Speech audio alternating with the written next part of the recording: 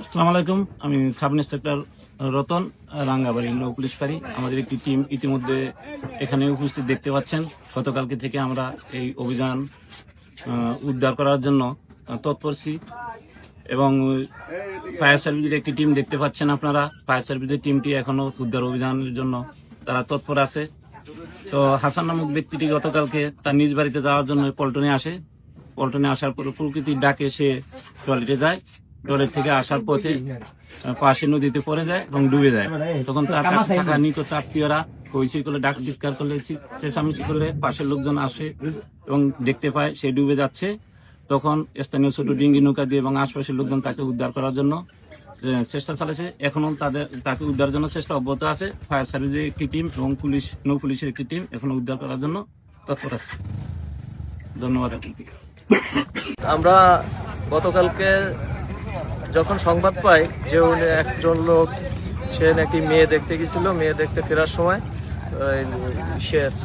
ওইটা কি যেন পল্টুনের ওয়াশরুমের থেকে বের হইতে যায় উনি পড়ে যায়।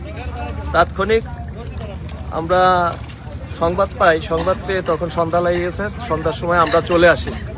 আমরা এসে পটুয়াখালী গলাচিপা ফায়ার স্টেশনে অবস্থান করি এবং আমরা ভোর হইতেই রাত্রের জন্য আমরা রাত্রে উদ্ধার কাজ চালাইতে পারি নাই এবং ভোর হইতে আমরা যথাসাধ্য চেষ্টা করতেছি। সকাল হইতে আমরা রওনা দিয়ে এখানে আসে আমরা যথাসাধ্য চেষ্টা করতেছি। আমাদের দুপুরিত টিম অলরেডি কাজ শুরু করছে এবং অনেকক্ষণ সকাল থেকেই তারা চেষ্টা করতেছে।